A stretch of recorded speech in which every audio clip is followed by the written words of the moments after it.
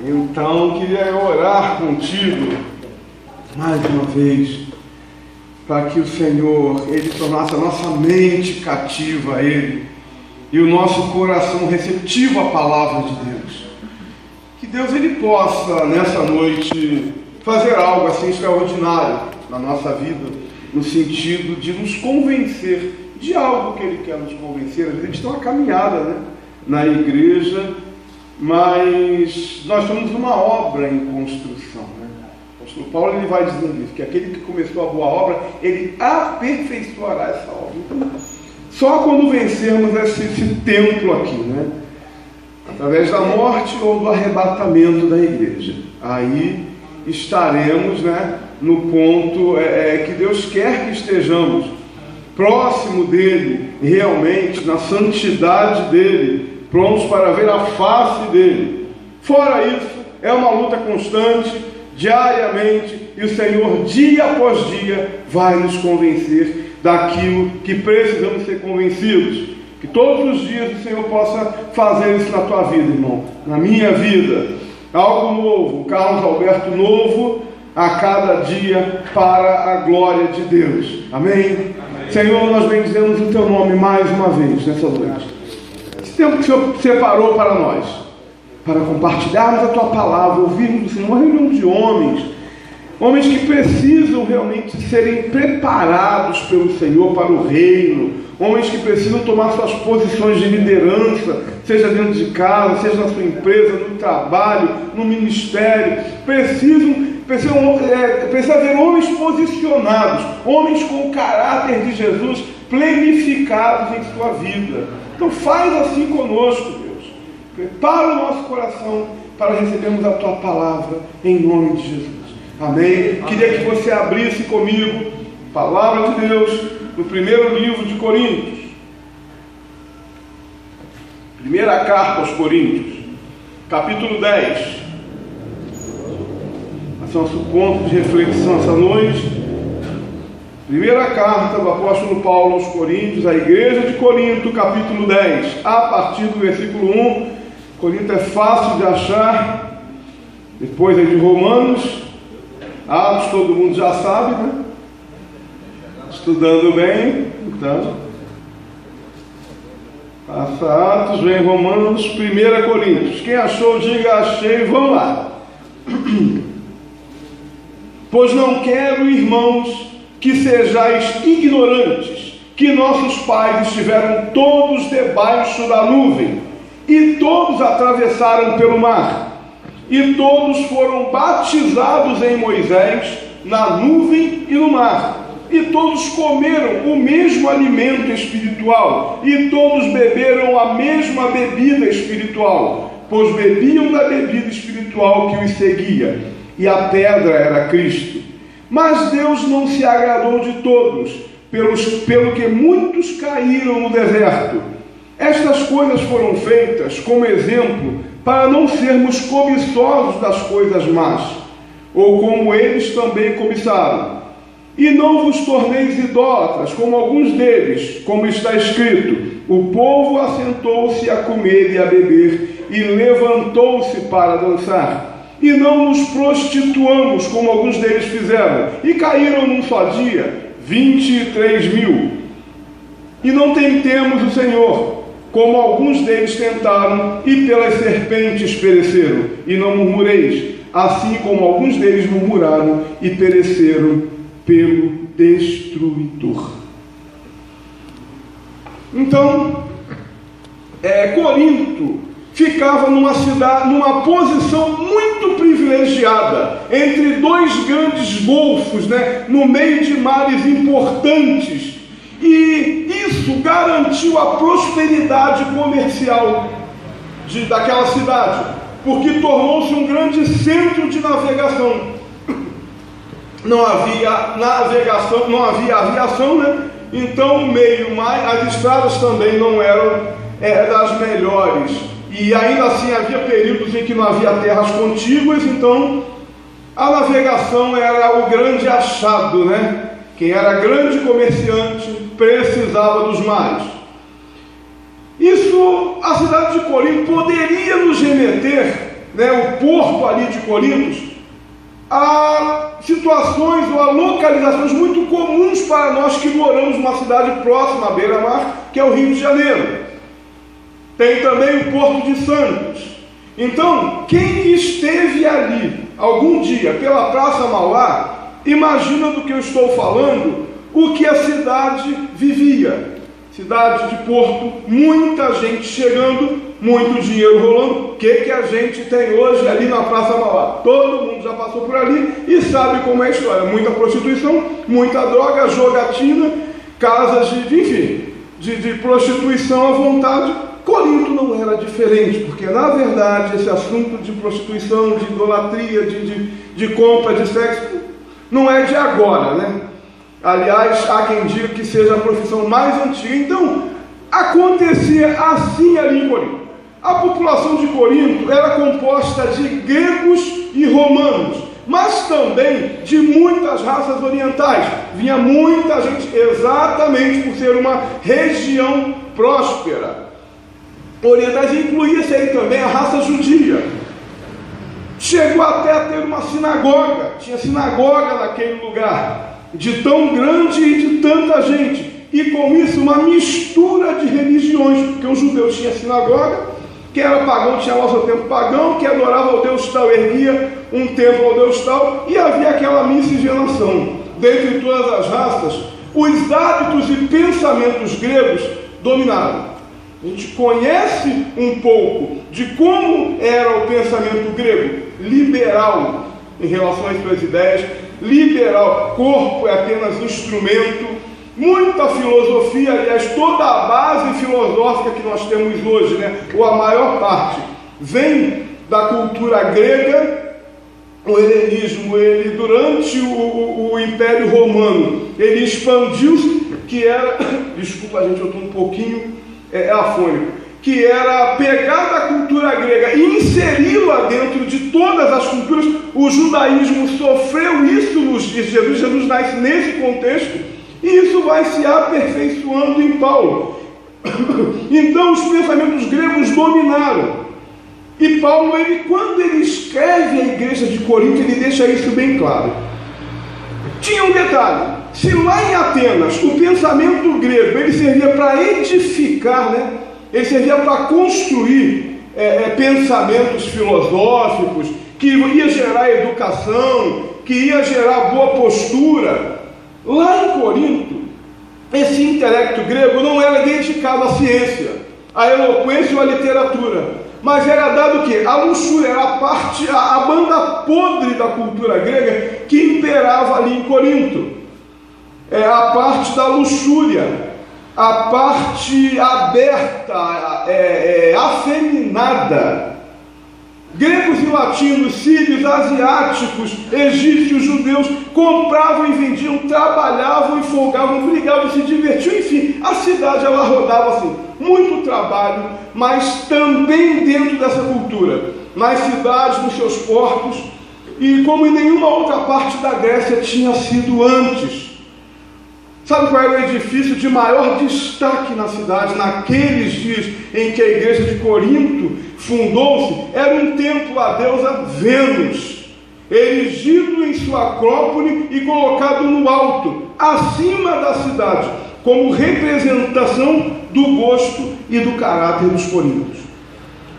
Mesmo sendo uma importante cidade, uma cidade de grande prestígio, porque era próspera, porque tinha um bom comércio, próspera materialmente, porque promovia Jogos Olímpicos assim, de grande monta, de grande notoriedade, porque promovia a intelectualidade e a filosofia. Corinto ela tornou-se uma cidade moralmente corrupta e adquiriu uma má reputação de ser o quê? Uma cidade licenciosa, que atraía negociantes, atraía vagabundos, caçadores de dotes, aqueles que buscavam prazer.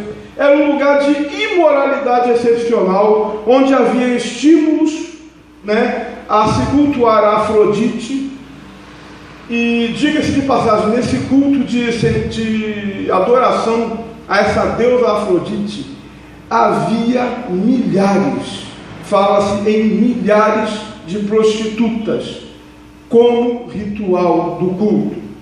Quando alguém usava uma expressão, vai lá corintianizar, ele queria dizer, vai para o diabo, vai para onde o diabo está, ou vai para a vida leviana, então vai lá corintianizar, vai lá praticar a leviandade. Então a fama daquela cidade era que Corinto era considerada uma cidade luxuriante, ostentadora e dissoluta.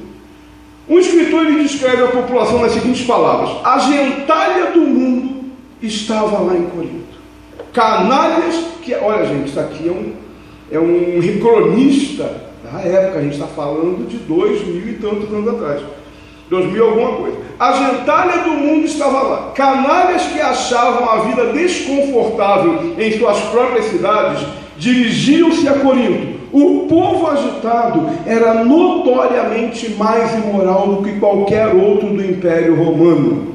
E essa tendência foi estimulada por causa do templo de Vênus, Afrodite, a deusa sensual grega que ainda dominava a nova cidade romana.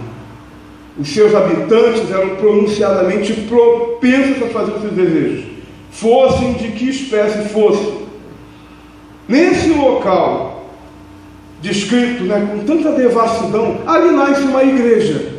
Ali Paulo prega, e ali convertem-se pessoas a Jesus.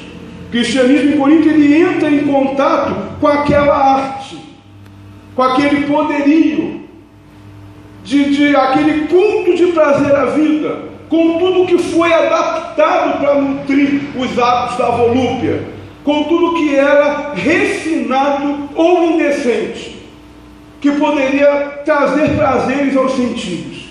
Nesse ambiente nasce uma igreja. Muitas igrejas espirituais nasceram em locais assim. Aliás, igrejas devem existir em locais assim, exatamente por ser diferencial, exatamente porque a igreja é santa, porque ela prega um Deus santo. Mas com Corinto foi diferente. Sabe por quê? Era uma igreja lá e cá. Não foi uma igreja absolutamente separada do mundo. Talvez Corinto, os membros daquela igreja, fossem como eu e você. Me desculpe a franqueza, estamos entre homens, né? Fica mais fácil de falar, né? Talvez os membros daquela igreja fossem como eu e você. Talvez quisessem servir a Jesus. Talvez tivessem, certamente, tinha uma busca pelo Senhor. Era uma igreja que exercia os dons, ela era excelente nos dons, diga-se de passagem. Não é dizer que não tivesse o Espírito Santo, não. Tinha o Espírito Santo, buscava. Mas, sabe quando você segura alguma coisinha consigo e não abre mão? Sabe quando você pega essa coisinha que você segurou, que não quer abrir mão, e põe no bolso? E do bolso ela vai para a sua gaveta, aquela pessoal, aquela que ninguém vai usar, trancada a chave. Corinto era mais a membresia daquela igreja, os homens daquela igreja eram assim. Era uma igreja assim porque tinha muitas complicações na tentativa dos primeiros cristãos de se separar daquela sociedade. Era uma igreja problemática.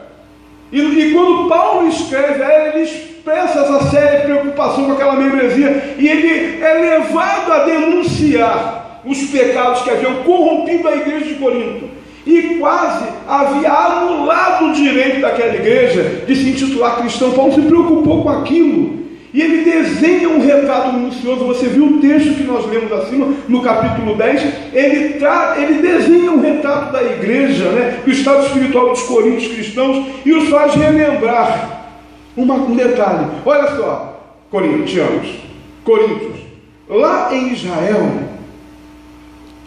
há 2000 anos atrás, era um tempo aproximado quando Paulo pregava, também havia uma geração de homens que experimentaram coisas grandes da parte de Deus.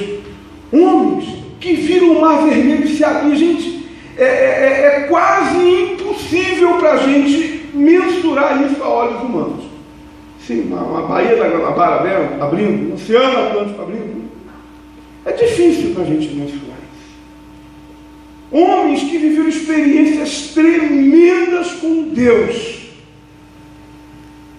mas que foram rejeitados em sua vida e no seu culto e no seu relacionamento, foram reprovados, porque praticaram 5 pecados essencialmente, e desses 5 pecados decorreram outros, e Paulo ele começa a elencar: cobiça, idolatria, imoralidade, tentar a Deus, pôr Deus à prova, e a murmuração. Esses 5 pecados, basicamente, eles impedem os homens de verem a terra prometida, de entrarem em Canaã. Isso é muito grave. Gente que tinha visto o poder de Deus, como tantos de nós, eram israelitas de nascença, circuncidados, tinham ouvido falar do Deus vivo, do Deus de Isaac, do Deus de Abraão, do Deus de Isaac, do Deus de Jacó. Passaram séculos, 4 séculos ali no Egito como escravos, mas ainda assim puderam manter a sua fé num Deus vivo. E quando saem em direção àquela terra que Deus lhes tinha dado por herança, em todo o tempo aquilo tinha sido firmado a eles, porque Deus já tinha falado isso com Abraão. José morreu com essa certeza: eu vou morrer, mas quando eu morrer, me tira daqui, levem os meus ossos consigo, porque nós não ficaremos aqui. Homens morreram com essa certeza. E quando chega esse momento, quando chega esse tempo, aquela geração não entra na terra que lhes foi prometida, pela prática do pecado. E Paulo diz também, olha só, Coríntios, vocês também serão impedidos de alcançar a Canaã celestial de vocês, se persistirem nessa prática pecaminosa, a semelhança daqueles que são os mesmos pecados. O que essa história tem a ver com a gente? Em pleno século XXI, isso aconteceu com os egípcios, com os israelitas, há 4.000 anos atrás.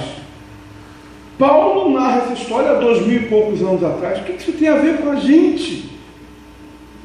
Numa noite de inverno, uma cidade, de um país sul-americano, ascendente aí querendo chegar ao primeiro mundo, não tem nada a ver com essa história. País emergente, uma cidadezinha de São Gonçalo, o que isso tem a ver com a gente? O que eu tenho a ver com esse pato aí? Tudo, meu irmão, tudo. Quando a gente olha para a vida desses homens, quando a gente olha para a vida daquela cidade, para a vida daquela igreja, e a gente atenta para a fala de Paulo: vocês estão em pecado. E Paulo, mais do que isso, ele elenca, e ele compara, e ele joga, na tentativa de que aqueles homens se arrependessem. Como aqueles homens israelitas lá no deserto, na sua caminhada, nós também desejamos, irmão, desesperadamente, por uma mudança de vida, uma mudança que traga resposta às nossas dúvidas e às nossas inquietações. Nós sonhamos com a nossa terra prometida, a nossa Canaã, ansiamos por uma existência caracterizada por força e energia. Todo mundo aqui quer ser bem-sucedido. Homem não gosta de ser mal-sucedido, fracasso para homem é uma desgraça. Mulher administra melhor isso. Eu conheço homens que ficaram desempregados e o cara, durante um mês, ele saiu de casa, ou 15 dias, enfim, durante um tempo, ele saía de casa com a marmita dele, ficava na rua o dia inteiro e nem a mulher sabia que ele estava desempregado, porque ele não tinha coragem de dizer. O medo do fracasso. O homem não gosta de ver a família passando privação. O homem não gosta de levar bronca na frente de ninguém. Mulher também não, mas para o homem isso fere uma alma. O homem não gosta de falhar sexualmente. Isso para a gente é uma vergonha. Sempre aquela história nunca aconteceu. Porque o homem não gosta de falhar. Então todos nós temos um objetivo. Nós queremos chegar a algum lugar. O que significa Canaã para a gente? O que significa, o que é para mim e para você chegar a Canaã? Para Deus, Canaã sempre foi um símbolo da vida humana vivido na potencialidade. Era a terra onde mana leite e mel, é a terra de conquista, é a terra onde o povo adquire a identidade, recupera, né? Foi escravo durante 400 anos, 430 anos. Em Canaã era a possibilidade de se recuperar a identidade. Gente, Canaã era tudo de bom, é o anseio de todos nós. Talvez o seu Canaã, se a gente fosse contemporaneizar, seja o emprego, seja o sucesso profissional, o bem-estar da sua família, ministerial, seja o sucesso da vida como crente, o deixar o pecado. Ou seja, é um lugar para onde nós vamos, porque aquele lugar é bom, porque aquele lugar tem promessa, e aquele lugar é lugar de cumprimento da palavra de Deus. Isso é Canaã. É o lugar onde as promessas de vida se cumprem, onde o povo de Deus atinge o máximo de sua capacidade, seja individual, seja coletivo. Isso envolve a vida, o espírito, as emoções, o corpo, envolve casamento, envolve filhos, envolve atuação profissional. Canaã do Antigo Testamento era a terra onde Deus queria que os israelitas vivessem, quando saíssem do cativeiro egípcio. E ali eles viveriam pela fé, e o Senhor cumpriria todas as promessas. Mas de toda aquela geração que saiu, você sabe disso, em torno de 600 mil homens, estatisticamente aí mensura-se 2 milhões de pessoas, né? Então, tirando homens e mulheres e crianças e os abaixo de 20 anos, mensura-se 600 mil homens acima de 20 anos, em idade de guerra. De 600 mil homens que saem do Egito, apenas 2 entra na terra prometida. Você conhece essa história, e isso é uma catástrofe, isso é um desastre, isso é uma desgraça. Quando a gente pensa que o pecado, ele pode nos atrofiar e impedir de viver as bênçãos que Deus tem para nós. Quando eu considero que Canaã é um lugar de bênção que eu quero chegar, inclusive aqui na terra, é um lugar de paz que eu desejo estar, é o meu potencial desenvolvido, é aquilo que eu penso, que eu sonho, que eu projeto, e isso é impedido também aqui na terra. O pecado, ele nos atrofia também aqui, porque ele nos atropela, ele nos desvia do foco da obra. Tem gente que está preocupado em ir para o céu, e isso é muito bom, mas a gente não vive só para ir para o céu, porque se fosse só para ir para o céu, a gente já teria morrido e estaria no céu. Aceitei a Jesus, morri, fui.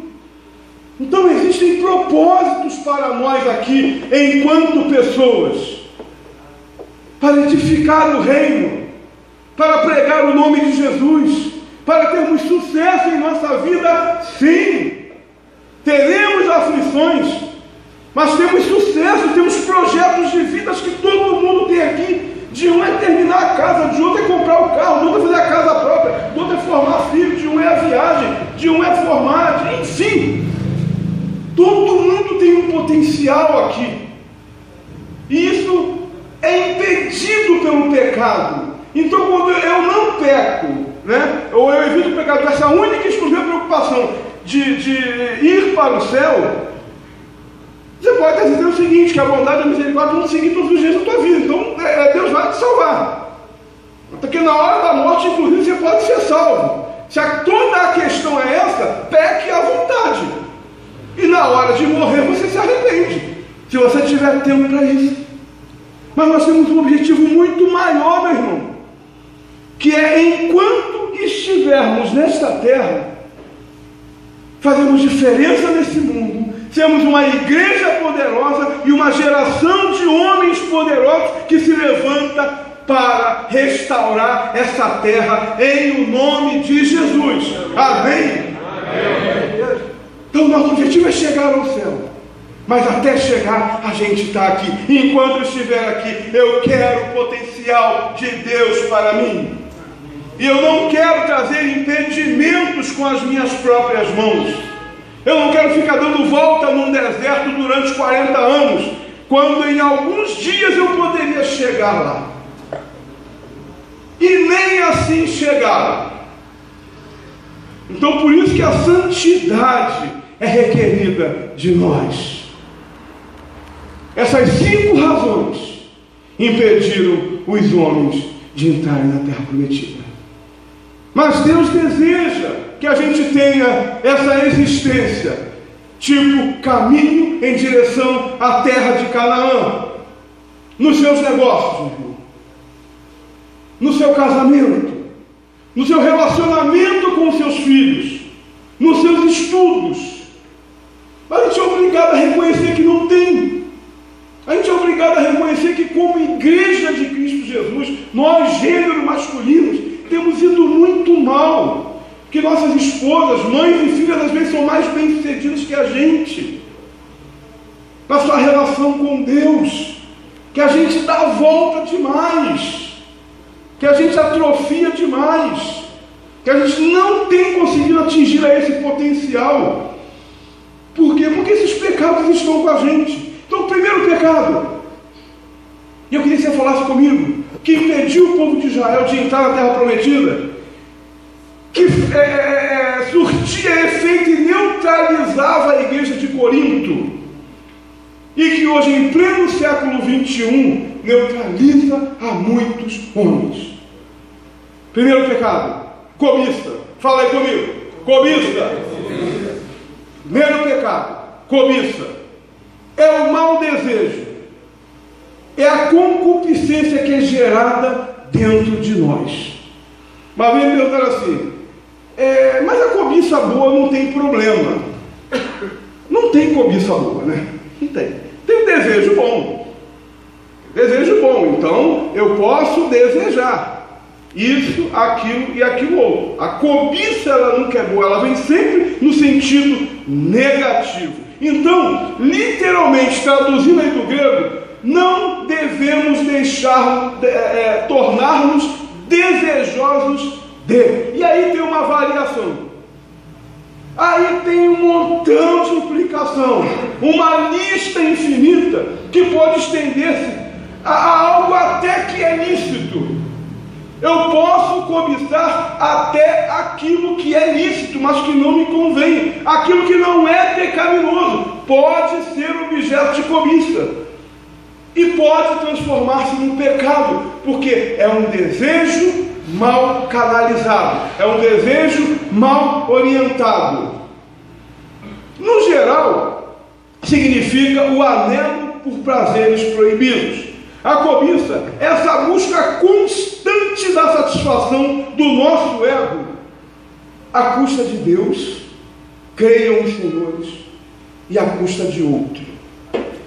Cobiça é o desejo que a gente tem, desenfreado, impróprio, de satisfação de necessidades, ou de vontades, ou do ego, à custa de Deus e dos outros. É uma extrema preocupação com aquilo que o nosso ego deseja. É a gratificação dos desejos da carne. É o contrário do amor, né? O amor, ao tempo que o amor ele se realiza servindo, ele se realiza doando-se, a exemplo do próprio Deus que doou o Filho dele, a cobiça, ela deseja sempre, ela quer puxar sempre. A cobiça quer receber sempre. A tônica da cobiça é o egoísmo. O amor dá.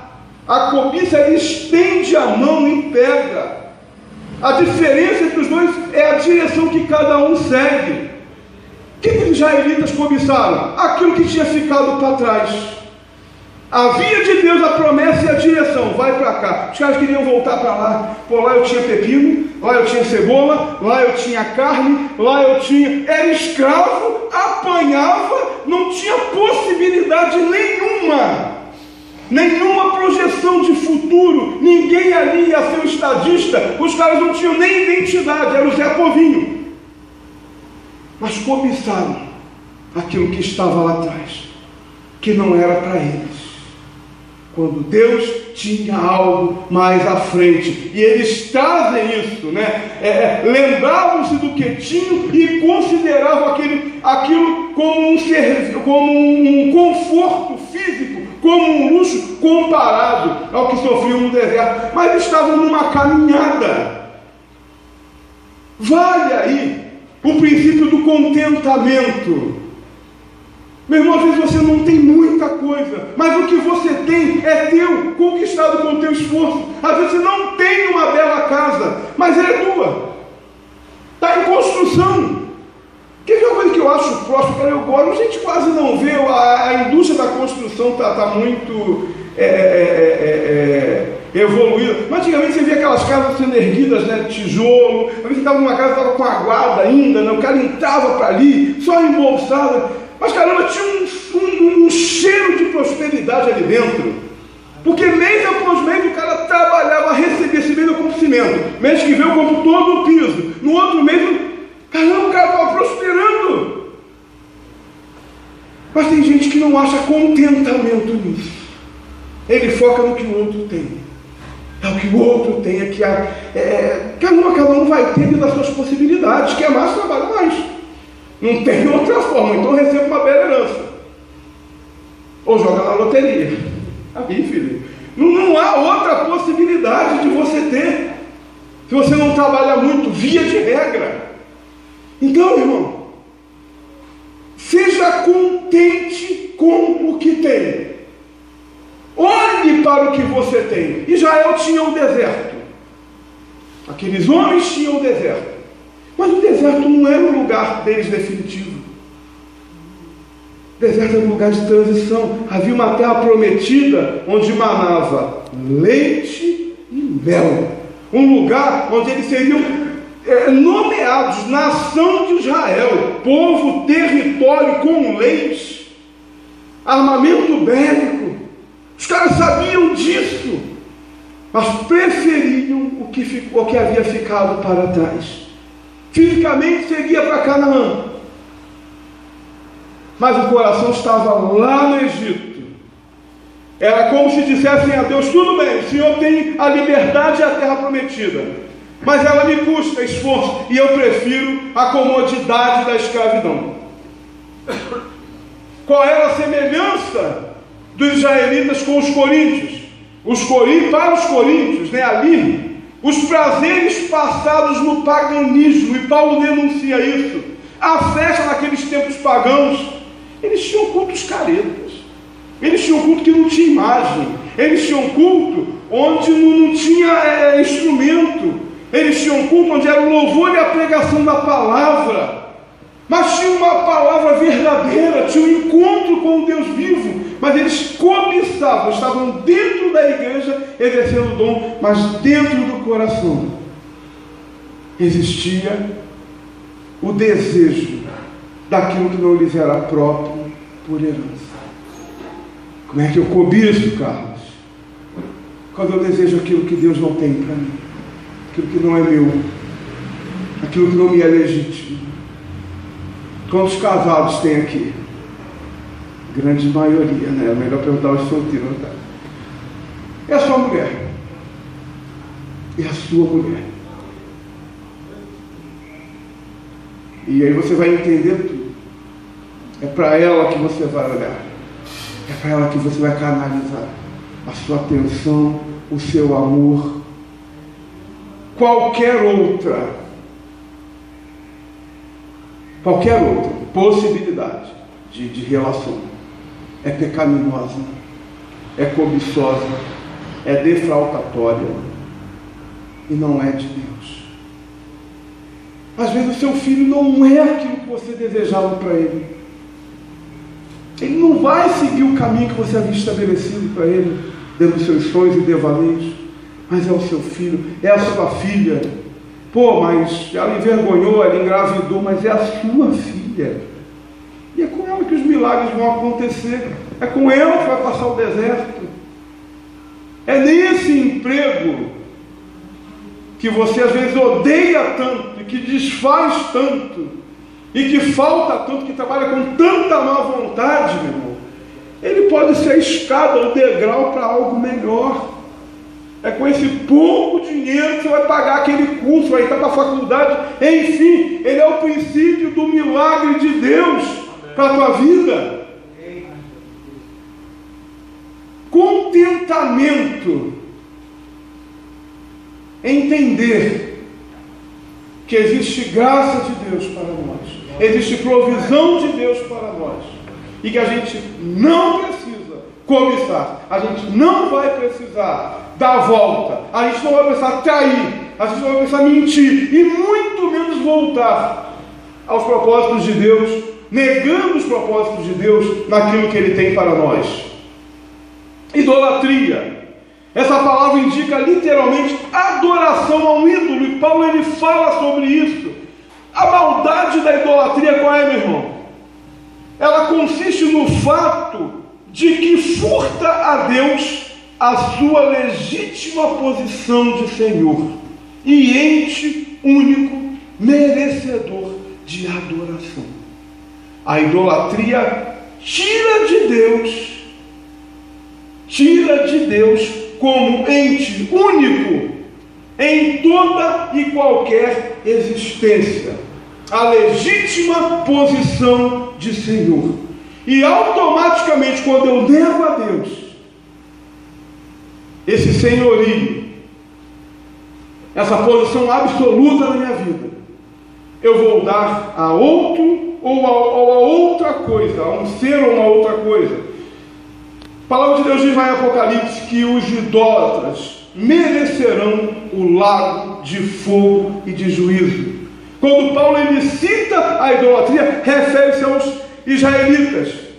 Aonde? Vocês sabem bem, na construção do bezerro de ouro. E ele vai dizer que eles cantavam e dançavam e comiam e bebiam. Uma festa, né? Façamos um outro Deus, foi a proposta. Juntaram o ouro e ali fizeram o seu ponto de adoração. Lá em Corinto, Paulo ele não vai falar apenas das implicações efetivas quando menciona a adoração a outros deuses. Ele não fala apenas disso, ele fala de consequências profundas. A idolatria, em toda a sua história, sempre exigiu do homem sacrifícios, entregas, inclusive sexuais. Todos os templos de adoração. Essa palavra que a gente conhece, né? Bacana, né? Ela é uma palavra perigosa para se falar. Ela vem da adoração ao Deus Baco, que era o Deus do vinho, cujo culto exigia que homens e mulheres se entregassem a orgias até a morte. Daí vem a palavra bacanal. Idolatria.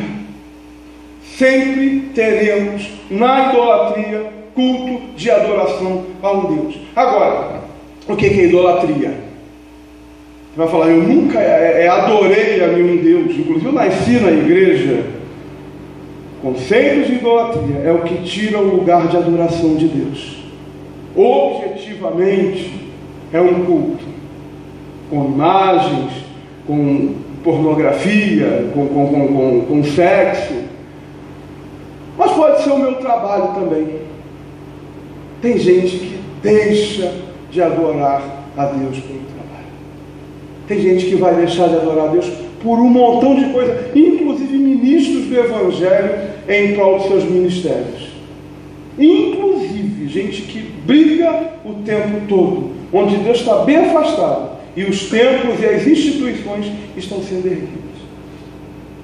Esse pecado de idolatria impediu o povo de Deus de entrar na terra prometida. E aí Paulo ele vai falar da imoralidade. E essa expressão, prostituição ou imoralidade, é todo o tipo de pecado sexual. Qual foi o pecado do povo de Israel? Quando eles se envolvem com as moabitas, tem cópulas com ela, relação sexual, numa adoração idólatra. E nesse dia perecem 23 mil homens, segundo Paulo, lá no livro de Êxodo, de Números, consta 24, aí já é uma outra questão, mas Paulo fala em 23 mil. A imoralidade é o grande dilema nosso como homem. Eu acho que sim. Não é possível que só eu sofra dessa afronta, né?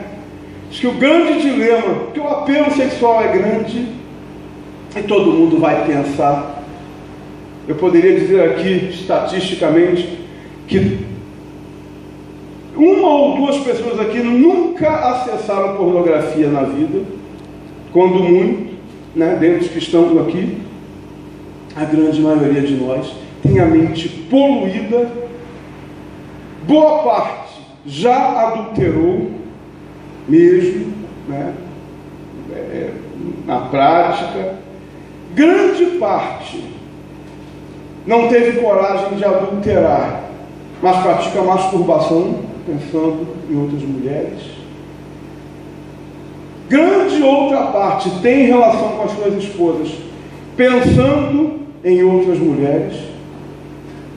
E eu espero que aqui não, e não por um preconceito, mas porque é mais um problema, né, que você vai precisar tratar com Deus. Boa parte dos homens com tendências homossexuais. São os dilemas que a gente vive hoje. São os dilemas que a gente vive hoje.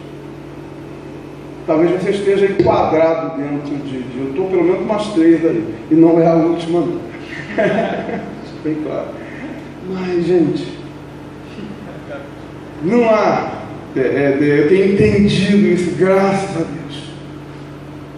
A gente sempre vai sofrer isso. Quando eu tinha 16 anos de idade, eu tinha 40 anos, legal, já vou estar casado, vou estar mais devagar, que nada.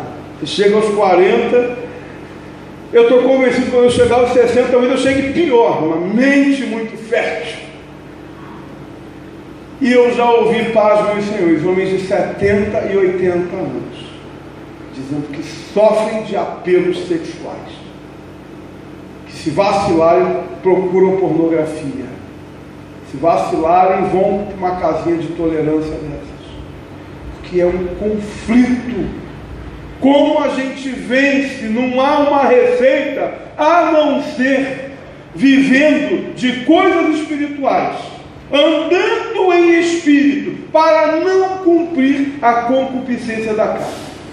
Pode ser crente, não crente, pastor, que bispo, apóstolo. Todos nós vamos sofrer disso, de uma forma ou de outra. Então, que a sua sexualidade, ela seja vivida como bênção. O que eu entendo como bênção? É quando você, mesmo tendo conflitos, você vai ao Senhor, você busca ao Senhor, você compartilha. Na multidão de conselhos há a segurança. Quando a gente compartilha as nossas dores uns com os outros, existe cura. Tiago ele vai falar isso. Compartilhei as vossas dores uns aos outros e orei uns pelos outros para que sareis. Porque a gente engole, sufoca. Tem homem que é tão sensível que se uma mulher fizer assim, ele vai. Não há nenhuma proteção, porque o camarada não consegue entender que, primeiro, isso faz parte da complexidade, da masculinidade de um homem. Segundo, a gente precisa mortificar a carne, andando em espírito. Terceiro, compartilhando uns com os outros. Não tem muito tempo eu conversei com um rapaz homossexual, teve a prática, né? Está liberto há 5 anos, membro de nossa igreja, e falou: pastor, está aqui, não pratico. Filho, esse vai ser o seu dilema. É com ele que você vai viver, sendo convencido do pecado. Você está no ponto para Deus te curar. Quando vai se dar isso? Não sei. cara está 5 anos numa vida de santidade, mas pensa, tem fantasia com homens, e a gente olha, a gente caminha, talvez viva com isso pelo resto da vida, eu não sei. A igreja, ela tinha esse problema de querer empurrar uma mulher goela abaixo de um homossexual, a todo custo, o cara tem que casar. Não. Como uma pessoa, um hétero, ele vai gostar de mulher, o cara pode viver o resto da vida, de repente ele vai ver isso aqui, mas ele é convencido do pecado e ele foge. Então essa ovelha, esse amigo, querido, esse cara vendeu carro. Ele falou assim: carro para homossexual é uma desgraça. O cara não tem internet. O cara ele agora comprou de novo, ele andou um tempo a pé. E Deus tem enchido a vida dele, tem sustentado. Hoje ele sonha com um seminário, crescendo diante do Senhor, orando, buscando. E a gente tem vivido esses dramas aí. Homens também, mulheres envolvidos, pensando, tendo fantasias. Então esse é um dilema que viveremos. Talvez seja o seu grande espinho na carne. Talvez não, alguns conseguem passar por isso bem, mas a grande maioria de nós sofre de apelo sexual. Agora, não venceremos acessando o site, conversinha fiada em trabalho, isso e aquilo. Mas entenda o seguinte, que o pecado sexual, o que é pecado sexual? É toda relação sexual que você tenha fora do casamento com uma mulher, no nosso caso, homens. O pecado sexual, seja homossexualidade, seja masturbação, seja pornografia, é pecado. Te afasta de Deus e pode te impedir de chegar a Canaã. Imoralidade. Estou terminando aqui. Por Deus à prova. Tentar a Deus. O que é isso? É você levar Deus a fazer aquilo que Ele não quer fazer. O povo de Israel duvidou de Deus, ele afrontou a Deus. Faz isso, faz aquilo. Você vai dizer assim para mim: mas lá em Malaquias vocês fazem prova de mim. A intenção aqui é outra. A intenção aqui é desafiar a Deus. E nós temos vivido muitas das vezes assim, desafiando a Deus, sabendo o que a palavra nos diz e indo para outro caminho. Como? É andando em caminho perigoso mesmo. É se lançando empresários em negócios que não deveriam, sabe que aquilo não vai dar certo. É homem namorando quem não deve, é casando com quem não deve, é trabalhando onde não deve, entrando nesses caminhos onde eu falo para Deus: Deus, eu estou aqui, eu sei que você quer que eu vá para cá, mas eu quero vir para cá. Tentar a Deus é pôr Deus à prova, é levar Deus a fazer aquilo que Ele não quer fazer. Os israelitas fizeram isso, pagaram alto preço por isso. Então às vezes a gente acha que não. A nossa relação com Deus é uma relação de obediência absoluta. A nossa relação com Deus é uma relação de obediência absoluta. Enquanto não entendermos isto, a gente não vai ter paz. E a gente não vai conseguir viver em paz e dar passos certeiros. Porque nessa relação absoluta de obediência, a gente pode ter uma nuvem e uma coluna de fogo sobre nós. E a gente só vai poder se mover quando a coluna se mover. Quando ela parar, e às vezes ela vai ficar 5 anos parada. Lembra que era assim lá em Israel? 40 anos sendo guiados pela nuvem, pela coluna de fogo. Um trajeto rapidíssimo. Mas só podiam andar quando aquela nuvem ou quando a coluna de fogo andava. Isso não é tentar a Deus. Então, querido, não queira jamais medir forças com Deus. Não queira jamais fazer aquilo que não está na vontade de Deus. Como eu conheço, palavra de Deus, acima de tudo. Segundo a testificação do Espírito. Até acredito que Deus vá Até que eu acredito mesmo, Deus vai usar alguém para ministrar o nosso coração, mas acima de tudo, palavra de Deus, para vivermos nesse ambiente de paz, essa relação de paz com o Senhor. E a última, murmuração. O que é murmurar? Na forma mais simples, é você fazer uma confissão negativa. Você murmurar. Basta isso. Você fazer uma confissão negativa, queixar da vida, criticar os outros, achar erro em tudo, espalhar boatos. Isso são formas de murmuração. Se queixar da vida, criticar os outros, falar mal, achar erro em tudo, isso é murmuração. E murmuração é pecado. O apóstolo Paulo, ele elenca aqui. Você pode achar que é um simples comentário. Avalie a luz da palavra de Deus. A gente não está falando, gente, de tirar um copo d'água daqui e botar aqui. A gente está falando de coisas graves que impedem os homens de andarem, que impedem homens e mulheres de prosperarem, que impedem uma igreja de crescer, que leva à reprovação diante do Senhor, ao afastamento de Deus, quando não há contrição e arrependimento. A gente está falando de comprometimento para a eternidade. A gente está falando de coisas que podem realmente nos prejudicar. Quando eu murmuro, quando eu tento a Deus, eu ponho Deus à prova, quando eu dou vazão a essa loucura hormonal que existe com a gente, e irresponsavelmente me lanço em aventuras sexuais fora da palavra de Deus, e entende-se aí tudo que é fora do casamento. Também quando eu idolatro.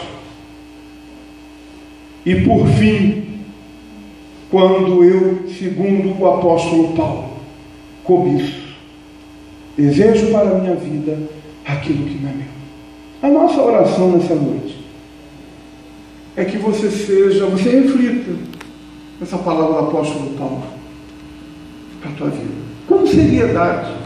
O que você pega mais para você? Onde você está emperrado e não consegue andar? É na cobiça? É na confiança em tudo mais que não vem de Deus? E que a gente pode comparar a idolatria? É porque você é um sujeito arretado e quer pegar todo mundo e vangloria disso? É porque você desafia a Deus, mesmo que seja internamente?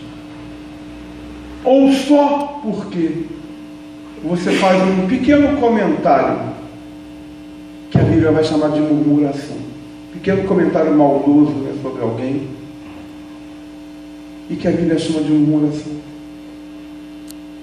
Irmão, Deus tem um lugar de paz para nós. Deus tem uma Canaã para nós. E Deus quer nos levar a cumprir objetivos aqui na terra. Eu creio que Deus tenha isso para a glória dele.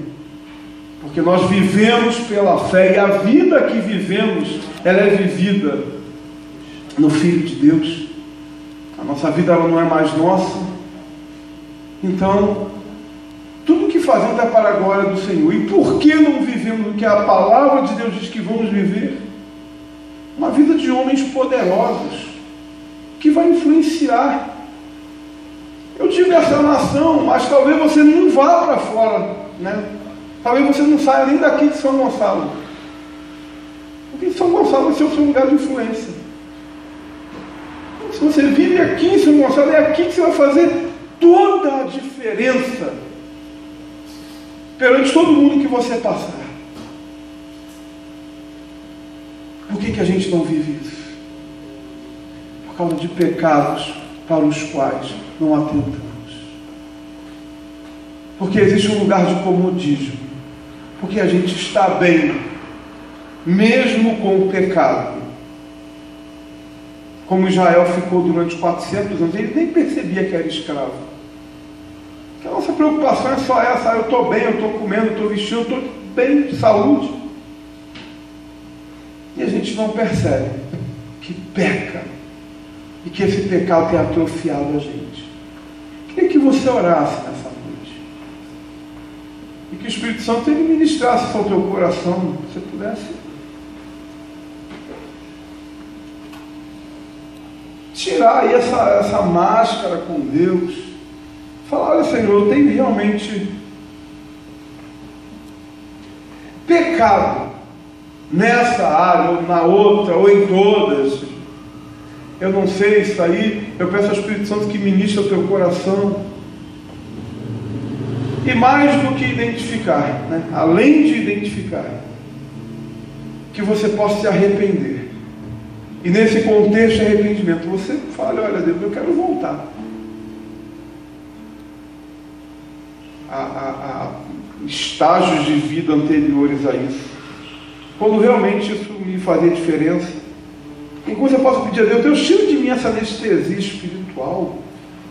Eu sou incompatível com o pecado, porque eu carrego o Espírito Santo comigo, ele está aqui, ele se move. E a santidade do Senhor é incompatível com o meu pecado, então cria choque. Deus me faz sentir isso.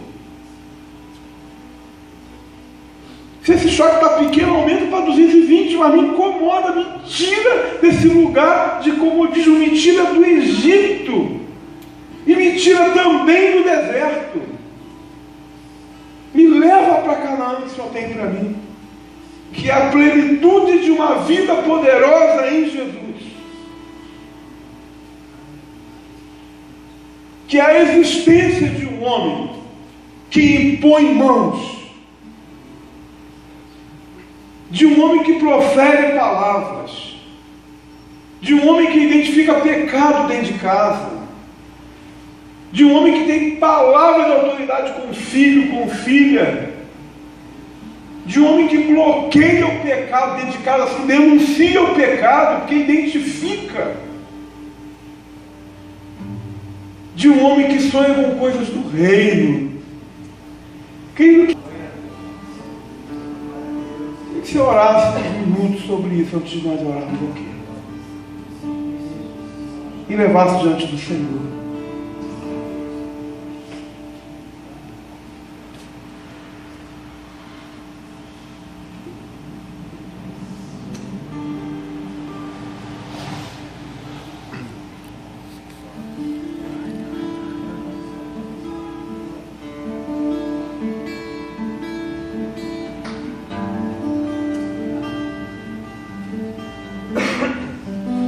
Senhor, talvez nós estejamos como a igreja de Corinto,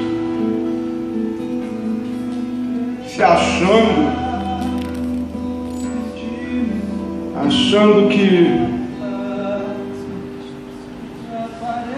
está fazendo muito, porque exerce dons, e é muito bom exercer dons espirituais, vivenciados. Talvez a gente ache que esteja tudo bem, porque não está faltando nada material em casa.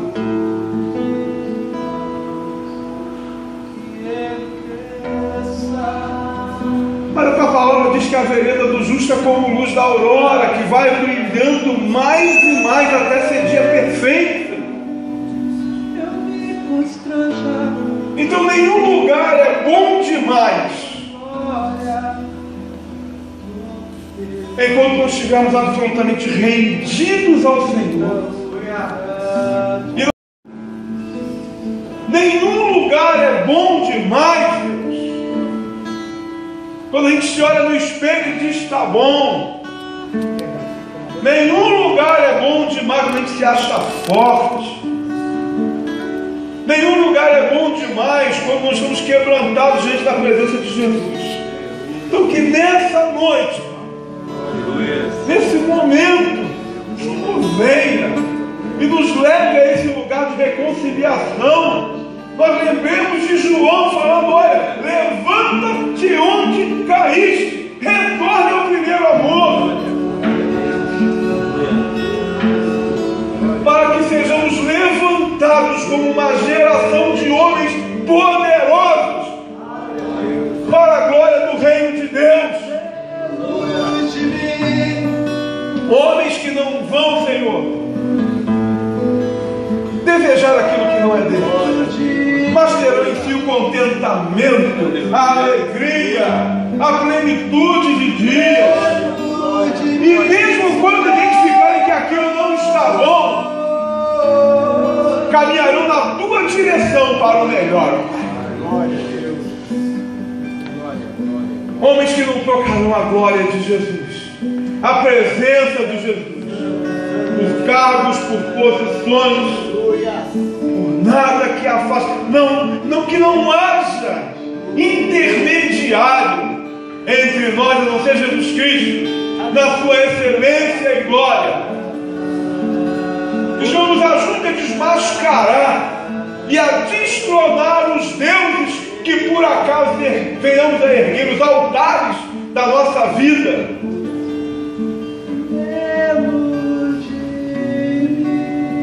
Dá-nos um coração quebrantado, Senhor, para olharmos para uma filha tua e a amarmos com a mesma simplicidade de Jesus. Tira de nós a lascívia.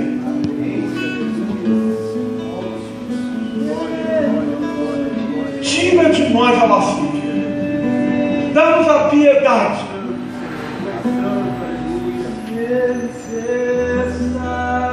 Pelas mulheres, tuas filhas, por mulheres que se prostituem, levanta-nos para ministrarmos a elas.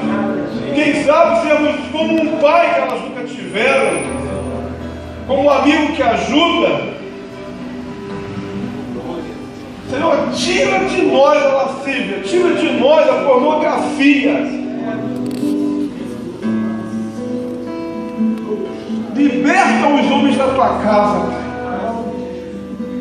da influência da homossexualidade, de desejos por outros homens ocultos dentro do coração.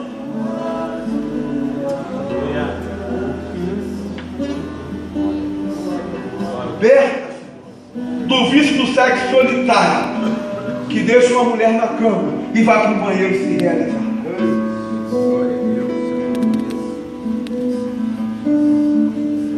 Liberta do estímulo de vídeos, de revistas, livros. Dá-nos um coração humilde em relação ao Senhor, para entendermos a tua soberania, jamais desafiarmos o Senhor. Quem somos nós para isso?